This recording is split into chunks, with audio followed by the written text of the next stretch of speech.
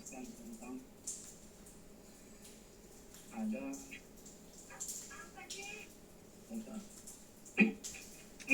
zina secara ilmu goib, zahir dan ilmu batin.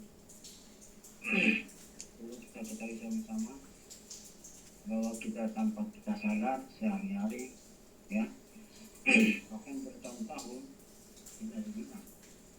Nanti zina itu kan kita seperti maaf akan mengganggu perempuan lain tanpa itu. Dalam artian zina secara ilmu goib, yaitu ada hal yang harus kita tahu. Melihat, artinya mendengar, berkata, merasa.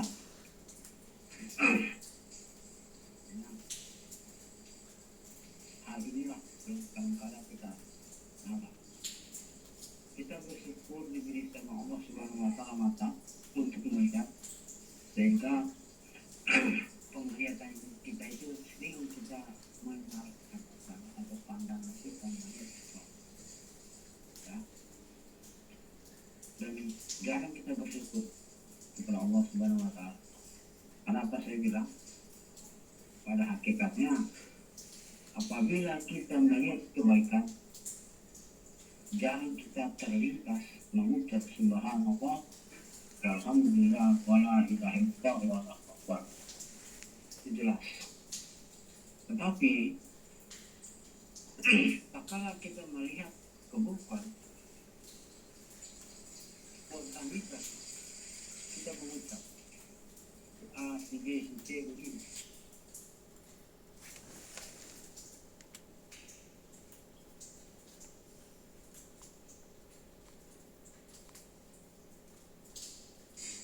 Dan itu berulang-ulang kali kita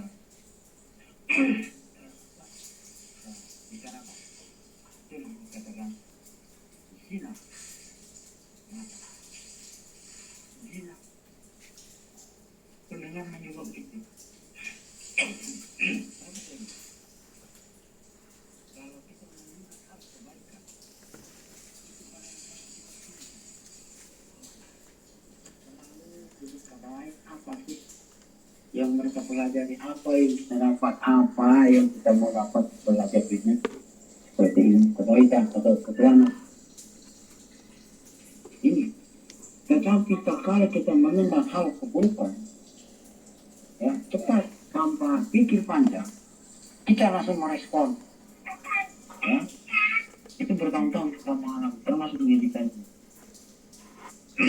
Ya, kalau kita mendengar, ayo kita ikut ini dan segala macam, tanpa kita pikir panjang faedahnya, manfaatnya apa pada diri kita. Itu yang dikatakan zina, mendengar. Zina perkataan, hati mulut, dan harus kita bersyukurlah kepada Allah Subhanahu wa Ta'ala bahwa kita masih bisa dibicarakan, ya, masih bisa kita berbicara macam. Lalulah kita gunakan ini dengan hal-hal yang tidak baik. Sebenarnya memfitnah orang, menipu orang, mendustai orang, mencaci maki orang, dan menjelek-jelekan orang. Ini yang dikatakan zina mulut. Zina perasaan atau hidup. Kita bersyukurlah dikasih kita oleh Allah Subhanahu yang perasa. Karena kita perasaan yang benar-benar datang, kita tepis, kita anggap angin lalu. Apa sih? Saya bilang, ditepis ini kita anggap angin lalu. Bahwa kebenaran itu sudah datang pada kita, toh kita masih dalam keraguan-raguan. Namun begitu datang ketidakbenaran, itu mereka langsung continue. Arti continue itu tiada berhenti mengerjakan dan segala. Faktanya apa saya bertanya? Dulu kita sebelum kita mengenal Allah Allah Subhanahu wa Ta'ala. Apa yang kita kerjakan terdahulu? Coba kita renungkan, kita flashback ke belakang dulu. Apa? Sudah benarkah kita melakukan? Kita sholat, puasa, zakat, dan segala macam. Ini kenapa saya ngomong begini? Supaya kita bisa flashback kembali pada diri kita masing-masing. Pada diri masing-masing. Agar kita lebih teguh. Kita yang diberi penglihatan, diberi pendengaran, dan diberi perkataan luar biasa Allah Subhanahu wa Ta'ala. Coba kita renungkan, kita hayati bagaimana dengan orang tidak bisa melihat, tidak bisa mendengar, tidak bisa berkata, bahkan tidak bisa melakukan dan berjalan. Kita belum tahu di dalam benak hati mereka itu apa mereka itu. Tapi saya yakin orang-orang seperti Bikti dia mereka menerima dengan ikhlas dari keadaan mereka. Mereka berusaha. Saya ketemu di kerjaan. Kalau melihat orang buta, mohon maaf, saya sebut orang tidak melihat, dimanfaatkan orang-orang yang sempurna. Bahkan uang yang hasil yang mereka dapat itu ditipu lagi. Sudah keadaan begitu ditipu. Nah, di sini yang saya tidak tega melihat. Bahkan saya sempat tegur seseorang itu, saya bilang, Anda harus bersyukur. Anda diberi kelebihan, diberi kesehatan. Kok Anda mau memanfaatkan orang seperti begini? Subhanallah. Coba Anda di mana hati Anda? Nah, inilah yang saya bilang tadi. Kalau kita tidak menyadari. Coba kita renungkan baik-baik. Kita diberi pendengaran, diberi perkataan. Ya, bisakah kita menyampaikan kisah kebenaran ini? Bisakah kita mendengar kisah kebenaran ini? Dan itu sangat sulit. Kita bisa memahami. Ini kadang-kadang apa sih yang disyukuri sama Allah Subhanahu wa Ta'ala? Yang disyukuri sama kita sebenarnya batang tubuh kita ini diberi sama Allah begitu sempurna.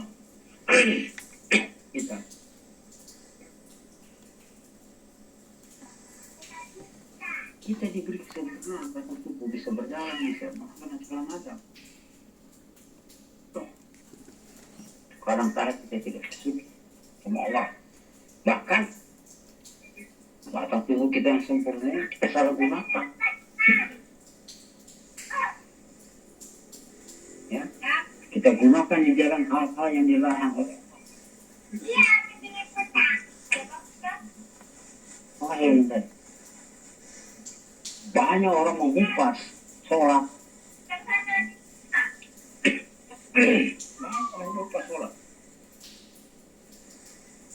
Amanah Allah yang mana sebenarnya yang harus kita jaga?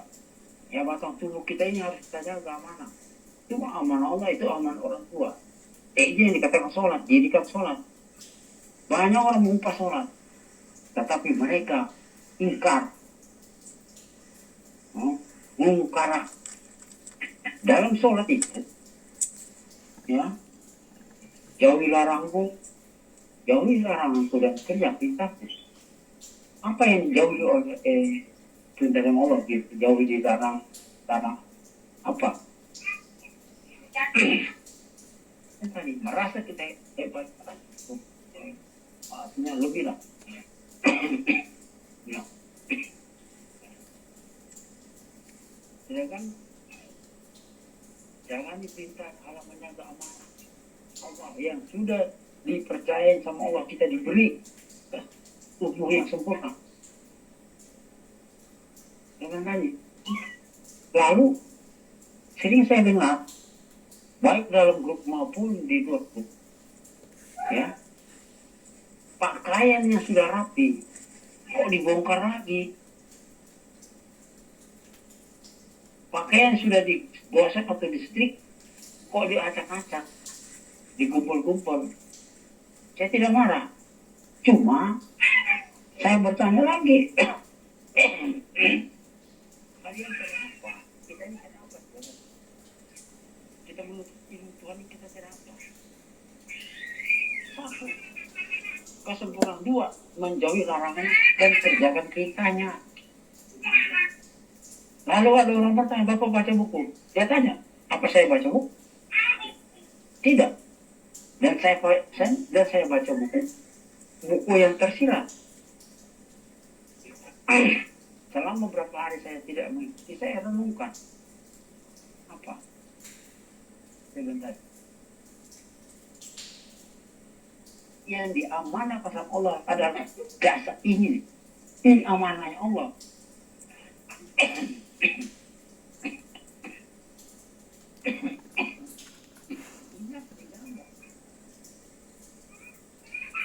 Dijaganya bagaimana? Dengan iman, dengan kepercayaan yang penuh. Tidak semua orang belajar tauhid langsung pintar atau langsung tidak. Tahap demi tahap akan tahap. Saya sudah pernah bilang bahwa tubuh kita ini matahari. Matahari tetap satu, tidak ada dua. Dimanapun dia berada, entah dia terhalang kayak awan mendung, tetap matahari dia akan tetap terang benderang.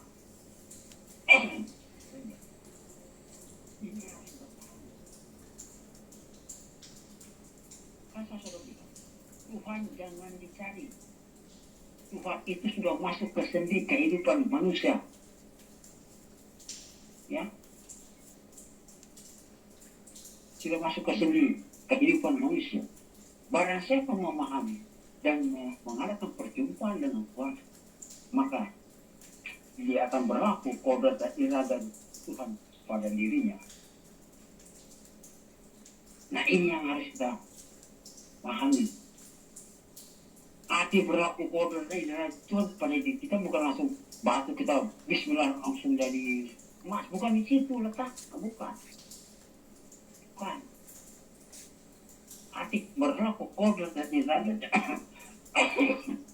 Allah pada diri siapa? Menjauhi larangannya, kerjakan perintah. Itulah berlakunya kodrat dan iradahnya Allah. Saya bilang tadi, paling dekat sekali kalau kita mau paham tentang Tuhan, ya hidup itu sudah. Hidup itu yang dikatakan Tuhan ada pada diri kita. Apalagi kita mau cari? Apa kita mau cari? Coba bayangkan, Tuhan sudah mesra pada tubuh kita. Masih lagi kita berteriak. Mohon maaf saya tidak menyinggung saudara. Allah Akbar, asyhadu alla. Nyaringnya. Ini saya bilang kan, peribahasa jauh di ujung-ujungnya kelihatan. Baca di depan mata tidak terlihat. Kenapa? Yang mendinding Tuhan itu manusia itu sendiri. Tuhan tidak pernah mendinding manusia. Justru manusia itu yang mendinding Tuhan. Apa arti mendindingmu? Hijab. Fakta. Biar orang buta, biar orang tuli, orang bisu, dia tahu dia berada di dunia. Itu namanya tentang Tuhan. Sebenarnya. Dan saya berbicara supaya rekan-rekan harus sembuh. Memang saat ini mungkin di rekan-rekan ada niat sesuatu yang belum dikabulkan sama Allah, tapi sabar. Dalam sabar itu ada kasih sayangnya Allah. Dalam sabar itu ada kasih sayang kita. Itu harus kita tunggu. Masalah kita berpulang ke rahmatullah, kita nggak bisa sanksikan lagi. Kita sempurna kok pulang nanti. Salah satu Pak Edi itu sudah membuktikan. Salah satu Tuhan sudah Pak Edi sudah membuktikan. Barulah Pak Edi itu yakin. Saya bilang sama beliau, yang tidak belajar ada berpulang ke rahmatullah, begitu tenang apalagi yang belajar. Kalau masalah berpulang ke rambut, kan masalah kamu lagi, nggak usah kebimbangan. Cuma maksud saya, ada yang kita niati, yang belum tercapai, sabar. Karena dalam sabar itu ada kasih sayang ya Allah Subhanahu wa Ta'ala. Kasihnya Allah tuh luar biasa. Coba renungkan, dia luar daripada orang-orang bertauhid. Murtad semua. Ya, menyangka Allah memberi kesempatan, memberi jalan ampunnya. Ya, coba renungkan baik-baik. Kita ini sudah bersyukur luar biasa kita ini sudah bisa bertemu dengan ilmu Allah Subhanahu wa Ta'ala. Termasuk saya sebagai pribadi dan anda semua yang ada, bersyukurlah kepada Allah Subhanahu wa Ta'ala. Kalau kita pintar bersyukur tentang kehadiran Allah, kita percuma mau sholat, mau apa, mau puasa, kalau tidak ada hadirnya Allah, percuma, sia-sia kita. Saya satu ambil gambar, ya. Kalau kita kepanasan, gambaran pasat tamsil, kita bersiul. Lalu arti bahasa orang bilang kalau bersiul panggil angin. Begitu bersiul dalam kemudian angin berhembus, hadir. Kita rasa hadir angin datang hadir. Tetapi maksud saya, kalau kita sering kumandangkan kalimat Allah, nama Allah dalam diri kita, Allah akan hadir. Ini saya bilang tadi. Bagaimana bapak-bapak dan ibu itu bisa peka? Doa boleh dibaca sampai 147 kali, silakan. Dijadikan zikir 7 kali sampai 3 kali. Setelah itu baru bapak mengucap zikirkan hati. Allah, Allah, Allah, Allah, Allah. Dua hal ini yang kita kumandangkan. Jangan lagi pakai Allahu, Allah. Jangan pakai lagi itu. Jangan. Ya. Apapun yang datang pada diri kita, entah apa bentuknya, musuh atau segala macam, jangan kita hiraukan, jangan kita tegur. Semakin kita tegur, semakin menjadi-jadi ya pada diri kita. Tapi kalau kita diamkan, kita renungkan, lama-lama suara itu akan menghilang dan muncullah suara yang sejati. Itu saya bilang tadi. Ini yang kadang-kadang kita berbicara itu sesuai.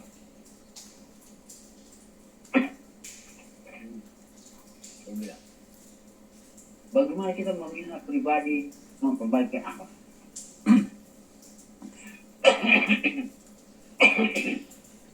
Dalam menyikapi sakit atau hijab, kadang-kadang yang membatas ini adalah diri, nafsu, ingin itu dan segala macam. Artinya lebih dominan ya, dengan Tuhan. Ya, kita terdinding oleh Tuhan. Oleh karena itu kita yang belajar tauhid ini telah membuat suatu sistem atau katakanlah kita seperti sistem itu aturan. Bagaimana aturan itu berlaku pada diri kita, sehingga apa yang kita harapkan, saya bilang tadi, akal itu akan tumbuh. Nah, akal itu akan tumbuh dengan sendirinya tanpa kita minta. Dan kita harus benar-benar konsisten kepada diri. Dinamakan kalau bahasa kami ta'alli atau terjadi kenyataan Allah yang nanti akan diterangkan sistem yang mana kita pakai. Sehingga saya bilang, kakak kita berzikir. Ya, 7 kali atau berapa kali. Baru kita masuk ke ranah. Allah, Allah, Allah. Itu akan timbul. Ya. Bagaimana hati kita atau kalbu kita ini bersih. Ia berzikir Allah, Allah, Allah, tanpa batas. Kalau dia 17, 17, kalau dia 20, 20, kalau dia 30, tanpa batas. Artinya, seketika kita menyebut Allah, Allah. Dia tahu. Ini saya tadi. Dan kita berjuang untuk apa? Berjuang untuk diri kita dan keluarga kita. Ya. Inilah saya bilang untuk menyelamatkan. Dan kita berjuang